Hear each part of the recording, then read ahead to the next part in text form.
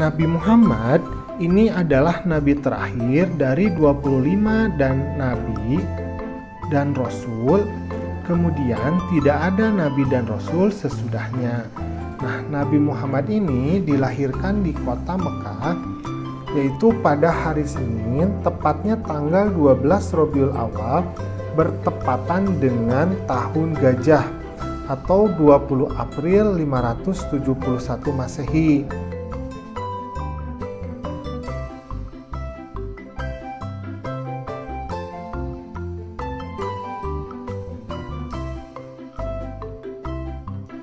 Nabi Muhammad lahir ini sudah dalam keadaan yatim. Abdullah, yaitu ayahnya, ini telah lebih dahulu wafat. Sedangkan Nabi Muhammad waktu itu masih dalam kandungan ibunya. Nah, kira-kira ini masih berusia 2 bulan di dalam kandungan.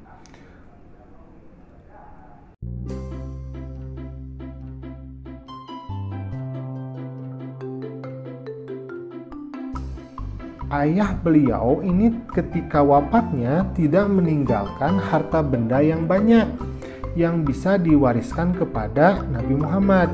Abdullah hanya meninggalkan beberapa ekor unta saja. Nah, ibunya Nabi Muhammad yang bernama Aminah binti Wahab ini dari kalangan suku Quraisy yang terpandang dan sangat mulia di masa tersebut.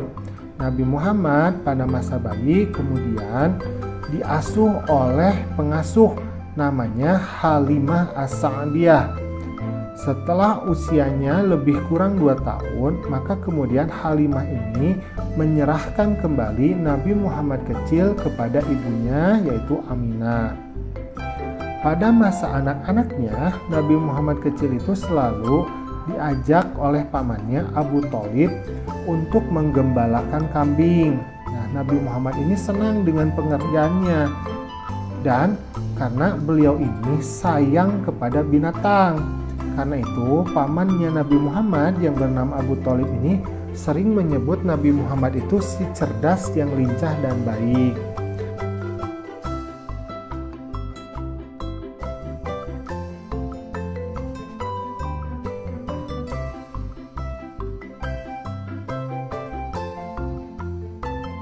Ketika usianya menginjak masa pemuda ya, Nabi Muhammad ini terkenal karena tabah, sabar, bertanggung jawab, bekerja keras, dan selalu jujur.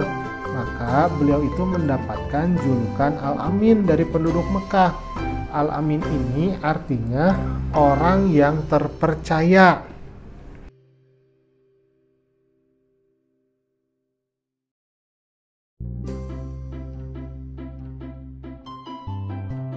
Pekerjaan yang digeluti oleh Nabi Muhammad ketika itu, beliau ini suka berdagang ke negeri Syam. Ia membawa berbagai jenis dagangan milik saudagar yang kaya perempuan bernama Khadijah binti Khuwailid. Nah, karena kejujuran Nabi Muhammad waktu itu, maka majikannya ini yang namanya Khadijah ini jatuh cinta kepada Nabi Muhammad, sehingga kemudian Khadijah menjadi istri Nabi Muhammad.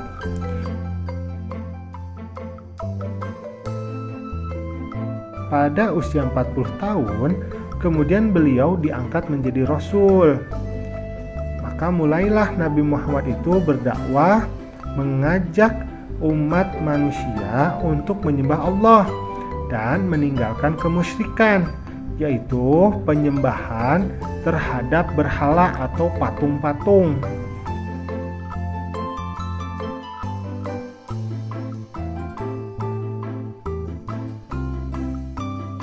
Nabi Muhammad ini memiliki suatu kebiasaan untuk berkholwat. Berkholwat itu maksudnya adalah mengasingkan diri dari keramaian manusia, merenung, mendekatkan diri kepada Allah.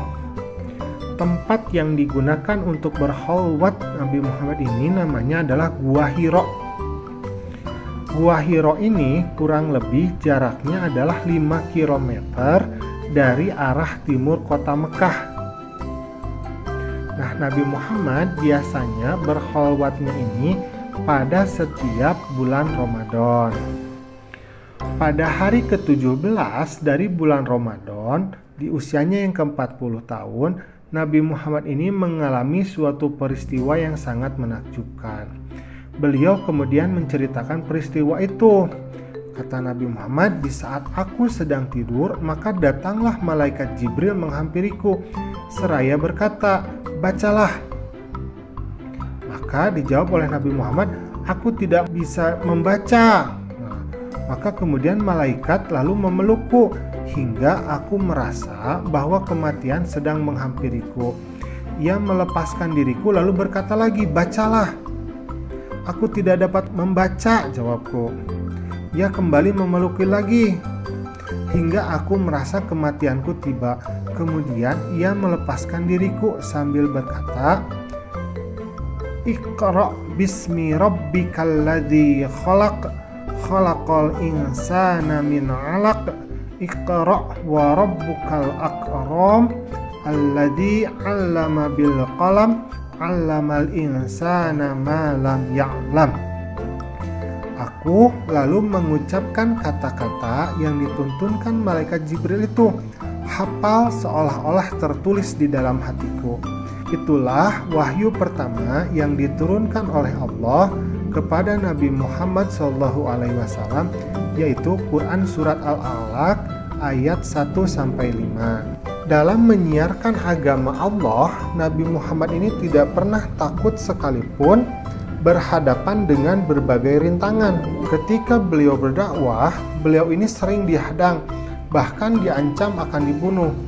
Abu Jahal adalah orang yang paling membenci Nabi Muhammad. Suatu ketika Nabi Muhammad ini sedang beribadah.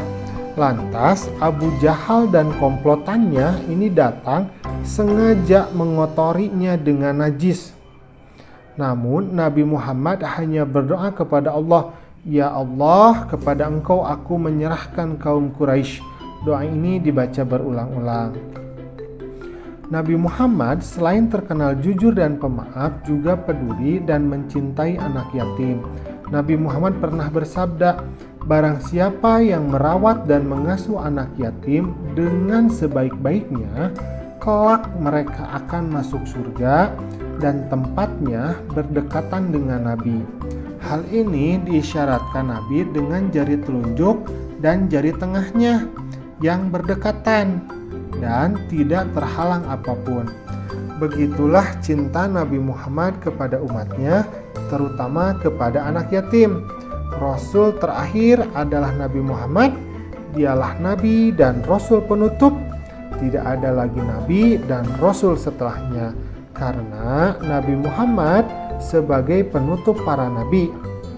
Maka Nabi Muhammad sering disebut juga dengan Khotamul Anbiya, artinya penutup atau penghabisan para nabi dan rasul.